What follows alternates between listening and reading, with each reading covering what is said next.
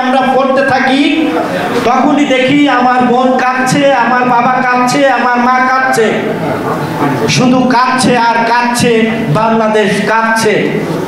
তারা কিন্তু একটি কথা বলে, কাঁদো বাঙালি কাঁদো। বাঙালি কাঁদবে আর তারা গণভবনে হাসবে, তা কি হবে? তা কি হতে দেওয়া যাবে? আমরা এটা হতে দিব না। কারণ পাকিস্তানকে তাড়িয়ে দিল্লির দাসত্ব পাঁচাটা গোলাম সরকার এদেশের মানুষ মেনে নেবে? মেনে নেবে না। গণভবনে থেকে আপনি বাংলাদেশের মানুষকে কাঁদাবেন আর এদেশের মানুষ কাঁদবে আর গণভবনে আপনি হাসবেন, সেটা এদেশের মানুষ কখনো মেনে নেবে না।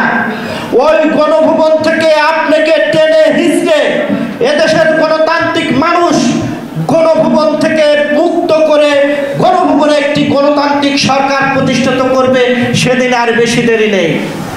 আপনি ভেবেছেন দেশনেত্রী বেগম খালেদা জিয়াকে কারাগারে রেখে আপনি গণভবনে আরামায়েশ করবেন? বেগম খালেদা জিয়া সুস্থ না থাকলে বাংলাদেশ সুস্থ থাকে না। বাংলাদেশ যদি সুস্থ না থাকে তাহলে আমরা 1 মিনিটের জন্য শেখ হাসিনাকে সুস্থ থাকতে দেব না, এটাই হবে আমাদের শপথ। কারণ আপনি হাজার হাজার মানুষকে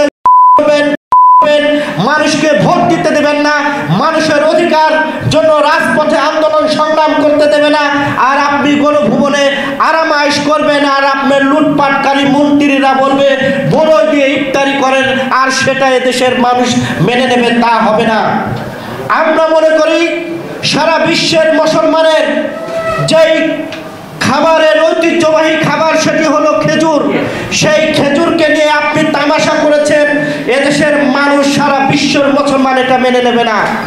আজকে নারী দিবস হচ্ছে, আপনারা জানেন রাস্তাঘাটে বিভিন্ন জায়গায় নারীরা তাদের অধিকারের জন্য রাজপথে সভা সেমিনার র্যালি করছে, কিন্তু আজকে আমার প্রিয় নেত্রী দেশনেত্রী বেগম খালেদা জিয়াকে কারাগারে রেখে সেই নারী দিবস কি কখনো সফল হবে?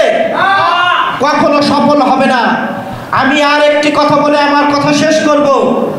গণভবনে যিনি আছেন তার মন্ত্রী এমপিরা বলে তার নেত্রী নাকি তাহাজ্জুদ নামাজ পড়েন, কিন্তু প্রশ্ন হলো বাংলাদেশের মানুষ প্রশ্ন করতে চায় তাহাজ্জুদের নামাজ পড়ে দিনের ভোট রাতে কিভাবে করে? এদেশের মানুষ প্রশ্ন করতে চায় তাহাজ্জুদের নামাজ পড়ে মানুষের সাথে প্রতারণা কিভাবে করে? এদেশের মানুষ প্রশ্ন